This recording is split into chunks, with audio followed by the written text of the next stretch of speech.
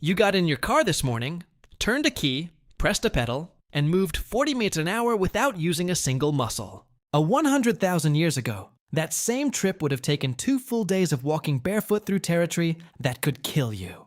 No road, no path, no sign telling you what's ahead. For almost all of human history, getting anywhere meant risking everything, and you had nothing to carry you there except your own 2 feet. Today, you can fly across the planet in a day. You can order something from the other side of the world, and it shows up at your door. Movement is so easy now that it's basically invisible. But for roughly 300,000 years, every single journey a human being ever took happened at walking speed. And that one limitation shaped everything about how we lived, what we ate, who we married, and how much of the world we ever got to see. So, let's start at the beginning. Your feet. Humans are the best long-distance walkers on the planet, but definitely not the fastest. A cheetah can hit 70 mph, a horse can sustain 30 for miles. You top out at maybe 15, and only for a few seconds before you're gasping. Speed was never the point, though. You can walk 20 minutes in a day, sleep, and do it again tomorrow and the next day and the next. You can do this for weeks. No other animal on Earth can do that. Your feet have arches that act as springs, and your Achilles tendon stores and releases energy with every step, so your muscles don't carry the full load. There's a ligament running up the back of your neck that keeps your head stable while your body moves underneath it. And you have about 2 million sweat glands cooling you down, while every other large mammal on the savannah overheats and has to stop. You're not built to be fast. You're built to never stop. In 1978, paleoanthropologist Mary Leakey discovered a trail of footprints in Leto, Tanzania. They were pressed into volcanic ash 3.6 million years ago. 2 individuals walking upright side by side. The oldest evidence of bipedal walking ever found. And they look almost exactly like yours. For millions of years, that was the only transportation technology humans had. And somehow, it was enough to take us further than any species has ever gone. Starting roughly 70,000 years ago, humans began walking out of Africa. Not in one march. This happened over thousands of years, generation by generation, small groups pushing a little further into territory which no human had ever seen. They crossed the Middle East. They spread across Asia. They reached Europe. They walked into Siberia, crossed a land bridge into Alaska, and kept going south through the Americas. That's roughly 15,000 mi without knowing the destination even existed. And the thing that doesn't get talked about enough is that they weren't walking randomly. Archaeologists have found obsidian tools hundreds of miles from the nearest volcanic source, shells found far inland, amber traded across mountain ranges. These people were covering massive distances on purpose to trade, to connect with other groups, to find specific resources they knew existed because someone had told them about it. This wasn't wandering. This was networking on foot. The problem is walking works great until something gets in the way. You can walk across a desert. You can walk over a mountain pass. But a river stops you in your tracks. And rivers were everywhere. They cut through every migration route, every hunting ground, every trade path. For hundreds of thousands of years, a body of water was basically a wall. You either found a shallow crossing or you turned around. And then somehow humans figured out something no other land animal ever has. How to cross water on purpose. In 2003, archaeologists working on the island of Flores in Indonesia found stone tools dating back roughly 800,000 years. The problem is that Flores has never been connected to the mainland. Even during the lowest sea levels of the ice ages, there was always at least 12 mi of open ocean between the island and the nearest land. Which means one thing. Someone made the crossing. We don't know what they used. Wood rots, bamboo decomposes. Whatever they floated on is long gone. But the tools are there, which means the crossing happened. The first boats were probably nothing. A fallen log, a bundle of reeds tied together. Not designed, discovered. Someone grabbed a floating log to cross a stream and didn't drown. That was the breakthrough. But what happened next was deliberate. Around 65,000 years ago, humans crossed from Southeast Asia to Australia. That crossing meant sailing at least 60 min of open ocean. You can't see Australia from the other side. You can't drift there by accident. Someone built something that could float, pointed it toward water they couldn't see across and paddled. Think about that for a second.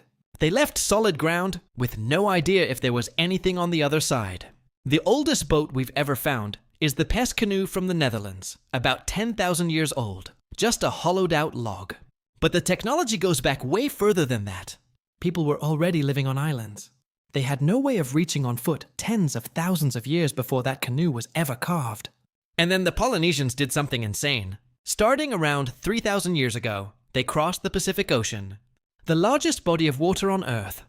They built double-hulled canoes, loaded them with food and animals and entire families, and sailed thousands of miles reading nothing but the stars.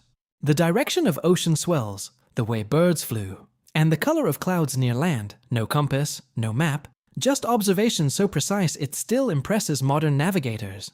They reached Hawaii, Easter Island, New Zealand, every habitable island in the Pacific. Some of those voyages covered over 2,500 meters of open water with nothing in between.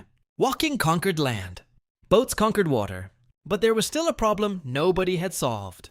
You can walk 20 meters, but you cannot walk 20 meters carrying a 200-libby animal you just killed. For most of human history, the limit on transportation wasn't distance, it was weight. You could only move what your body could carry. And your body can handle maybe 40 to 60 lbd before it starts breaking you down. So humans started cheating. First thing they tried was dragging. You kill something big, throw it on a hide, and drag it back to camp. We know they did this because archaeologists have found wear marks on ancient hides that only show up when something heavy has been dragged a long way. Then someone had a better idea, the travois. 2 long poles tied together in a V shape with a platform slung between them. You drag the narrow end. The wide end carries the load. It spreads the weight out. And just like that, one person could move 100 lb or more. Here's what's wild about that. The travois might be one of the oldest ways humans ever moved anything, but it's made of wood and leather, so almost none of them survived. The only reason we know it existed is because people were still using it when Europeans showed up in the Americas thousands of years later. But the real breakthrough in moving weight wasn't something you could build. It was something you could befriend. Around 15,000 years ago, humans domesticated dogs. First animal we ever partnered with? And one of the first jobs we gave them was hauling weight. In the Arctic, dogs pulled sleds across ice and snow. A single dog can move about 45 lbs. A team of 6 could carry a family's entire camp.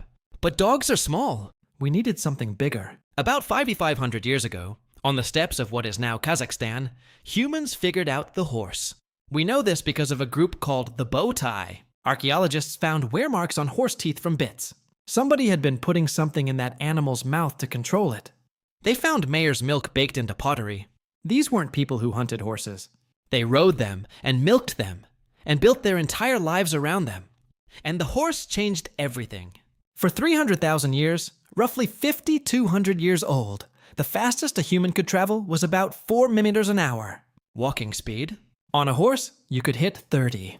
In a single generation, the human world got 8 times smaller. Suddenly, you could cover in days what used to take weeks. Messages moved faster, trade routes stretched further, and warfare changed forever because an army on horseback could reach you before you even knew they were coming. Donkeys hauled goods through deserts. Camels made it across the Sahara. Reindeer dragged sleds through Arctic snow. Llamas carried cargo over the Andes. Wherever humans showed up, they found whatever animal fit and put it to work. But we weren't done. There was one more invention coming, and it took an absurdly long time to show up. Here's something that doesn't make sense until you think about it. Humans crossed every ocean on Earth before anyone invented the wheel. The oldest known wheel turned up in the Ljubljana marshes of Slovenia, roughly 5,200 years old. That's it. Boats go back at least 10,000 years and probably way further. Horses were tamed 5,500 years ago. Humans had already sailed to Australia 65,000 years before that. The wheel was one of the last major transportation inventions, not the first. And it didn't even start as transportation. The first wheels were for pottery, a spinning disc to shape clay. At some point, somebody looked at that disc and turned it on its side. What if you put something on top of it? The first wheeled vehicles were slow, solid wood wheels, heavy. They cracked on rough ground and got stuck in mud. A horse without a cart was honestly faster than a horse with one. But around 2000 BC, someone figured out the spoked wheel. Lighter and stronger and way faster. And now you had chariots, speed, and cargo at the same time. Roads came after that. The first paved road we know of went down in the city of around 4000 BC. And once you had wheels and R,